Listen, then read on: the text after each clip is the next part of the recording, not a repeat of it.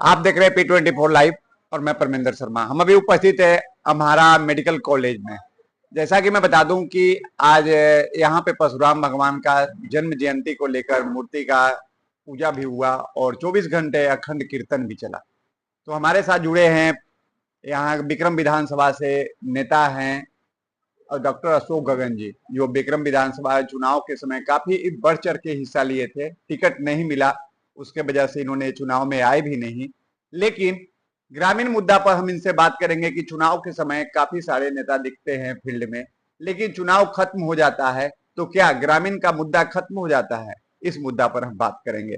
Sir, सबसे पहले हमारे दर्शकों को आप अपना परिचय बताइए। नमस्कार, मैं डॉक्टर अशोक गगन। मेरा घर बिहटा म्हाड़ा हुआ।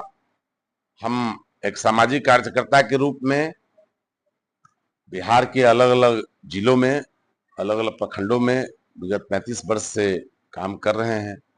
लोगों के बीच में उनके जो मुद्दे हैं उनको हम उठाते रहे हैं और उसके लिए सरकार के साथ संघर्ष कर करके मुद्दों पर कुछ पॉजिटिव निर्णय करवाने के लिए लगातार प्रयास करते रहे। सर, आपसे आज पहला प्रश्न यह है कि जब चुनाव का समय आता है तो सर बहुत सारे नेता ग्राउंड में उतरते हैं और उस समय जब ग्राउंड में उतरते हैं तो उस समय लगता है कि अब ग्रामीण मुद्दा जो है अब खत्म हो जाएगा। जनता भी समझते हैं कि अब नेताजी आ गए हैं तो अब हमें कोई समस्या नहीं रहेगा, सारा समस्या निपटारा हो जाएगा। लेकिन वही देखा जाए तो विक्रम विधानसभा की ही मैं बात करता हूं कि चुनाव के पहले बहुत बड़ी बड़ी बातें हुई थी, लेकिन चुनाव खत्म होते ही विक्रम का सबसे बड़ा समस्या था स्वास्थ्य का समस्या। नगर पंचायत है विक्रम में, नगर पंचायत है, 14 वार्ड है, लेकिन वहां का जो हॉस्पिटल है एक भी किसी वार्ड को स्वास्थ्य सुविधा नहीं मिल रहा है। लेकिन वहां होल्डिंग टैक्स वगैरह जो है वो लोग पे करते हैं नगर पंचायत का, लेकिन सुविधा मिलता है 0/0। आखिर सारे विपक्ष के जो नेता होते हैं वो भी गायब हो जाते हैं, न धरना के लिए आते हैं न वो बातें करने के लिए आते हैं। आखिर क्या हो जाता है? धरना करने से कोई सुनेगा तो हम तो धरना 365 दिन धरना करने के लिए तैयार है, लेकिन धरना करने से सुन नहीं ना रहा है वो लोग ना। हम तो कई एक मुद्दा पर विक्रम में हमने धरना प्रदर्शन किया, लेकिन कहाँ आज तक सुना तो नहीं। दबाव नहीं है, कान बंद कर लिया है। सरकार विवेक शून्य हो गई है। सरकार और विशेष करके विक्रम विधानसभा के को लेकर के सर कोई भी तरक्की का काम विक्रम विधानसभा में न नेता सोच रहा है न सरकार सोच रही है। नहीं, जरूरत है सोचने का। चाहे नाली गाली गली सड़क स्कूल अस्पताल कॉलेज और research institute industry IT park, ये सब की तो बहुत जरूरत है विक्रम में। पटना जिला का सबसे नजदीक का विधानसभा, एम्स के 1 किलोमीटर बाद से विक्रम विधानसभा शुरू हो जाता है, एम्स पटना के बगल से। अभी तक सरकार को सुध नहीं है कि थोड़ा विक्रम विधानसभा पर भी ध्यान दे। चाहे यहाँ के वर्तमान विधायक हो, चाहे यहाँ के पूर्व विधायक हो, चाहे वर्तमान सांसद हो चाहे पूर्व सांसद हो, किन्हीं को यहाँ चाहे वर्तमान विधान पार्षद हो चाहे पूर्व विधान पार्षद हो, किन्हीं को विक्रम विधानसभा के लोग आवाम को सुविधा उपलब्ध करवाने से मतलब नहीं है। सब लोग केवल केवल अपनी अपनी रोटी सेकने का प्रयास कर रहे हैं कि एन के प्रकार चुनाव जीतना चाह रहे हैं। जैसे भारतीय जनता पार्टी चुनाव जीतने की एक मशीन बन चुकी है। जब भी बात करिए तो बोले आप बंगाल चुनाव अभी हम तो आज जीत लेते हैं, इसके बाद केरला जीत लेते हैं, तो इसके बाद आसाम जीत लेते हैं, तो इसके बाद तमिलनाडु जीत लेते हैं, तो इसके बाद बिहार जीत लेते हैं, तो फिर इसके बाद फिर यूपी जीत लेते हैं। कहने का मतलब एवरी डे वो इलेक्शन मोड में अपने आप को दिखाती है। मतलब मूल जनता की समस्या से मतलब नहीं है। हमेशा वो एक चुनाव इलेक्शन मोड में बनी रहना चाहती है। तो विक्रम विधानसभा के लोगों के साथ भी इसी तरह से हो रहा है और बड़ा दुख का विषय है।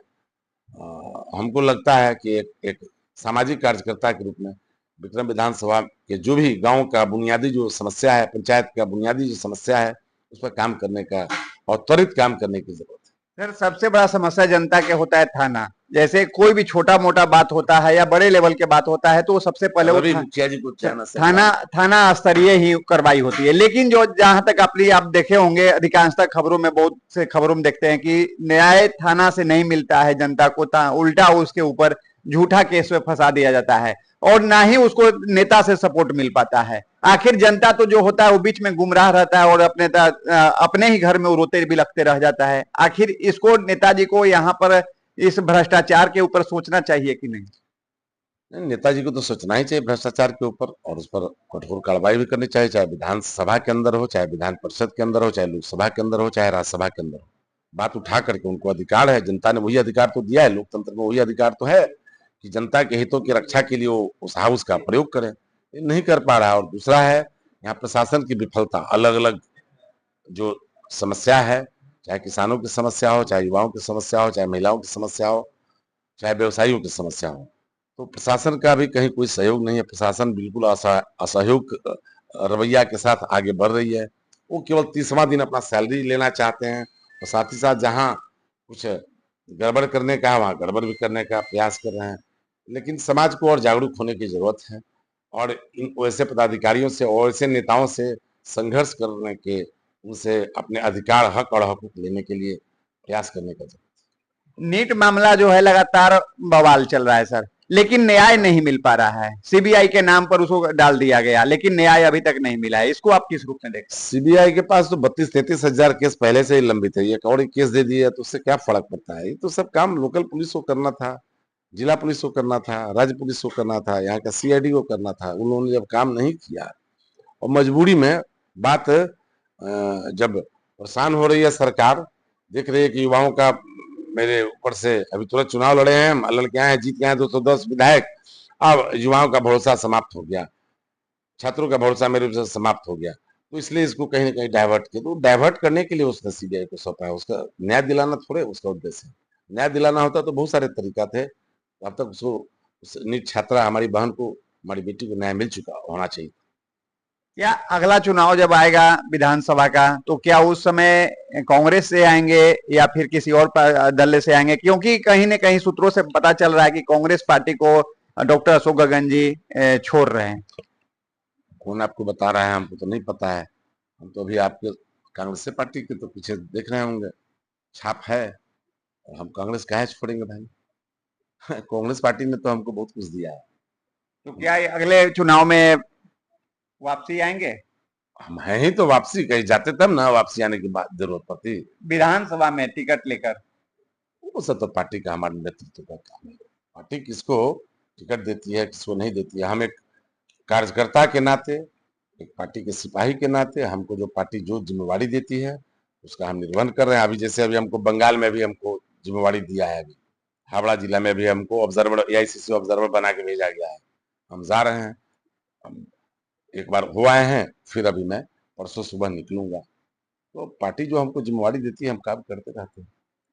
परशुराम गांधी जयंती को लेकर क्या कहिएगा? जो आपके मेडिकल कॉलेज में चल रहा है, 24 घंटे से अखंड कीर्तन भी हुआ है, बहुत सारे ग्रामीण भी पहुंचे हैं, उसको लेकर क्या? भगवान परशुराम जी के जन्म जयंती के अवसर पर आज बिहार के कोने कोने से आए हुए इस परशुराम धाम डॉक्टर अशोक गगन कॉलेज परिसर अम्हाड़ा बिहटा पटना में, जहाँ की हम लोगों ने पिछला वर्ष आदम का प्रतिमा भगवान परशुराम का, अपना पुरखा का लगाया था। अब पूरा मंदिर, भव्य मंदिर बन रहा है। अगले अक्षय तृतीया तक वो मंदिर बन के तैयार हो जाएगा। हम आपसे आग्रह करते हैं कि युवाओं में एक बेहतर मैसेज जाना चाहिए कि भाई जो तुम्हारे, जिनके तुम वंशज हो, जो तुम्हारे पुरखे हैं, उन्होंने अत्याचार के खिलाफ लड़ करके और समाज को मुख्य धारा में लाने का प्रयास आज से लाखों वर्ष पहले किया था। तो आपका भी धर्म है कि आप अपनी तो पहचान बनाए बनाए, अपने समाज के जो दबे कुचले लोग हैं, छूटे हुए लोग हैं, उनको भी मुख्य धारा में लाने के लिए काम करें।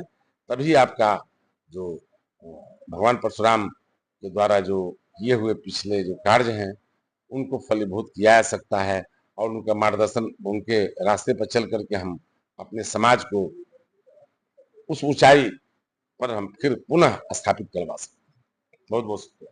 तो आपने सुना कि डॉक्टर अशोक गगन जी क्या कह रहे हैं। अशोक गगन जी साफ साफ शब्दों में अपनी बात को रखे। मैं बता दूं कि जब विकास की बातें हुई उस समय भी इन्होंने कहा कि नहीं, नेता जो भी विपक्ष के नेता हो या पक्ष के नेता हो, उनको मेन भूमिका में आकर अपने जनता का काम करना चाहिए, जैसा कि इन्होंने अपनी बात को रखा। लेकिन आप भी अपना राय अवश्य कीजिएगा, लाइक शेयर करना भूले। जय हिंद, जय जय।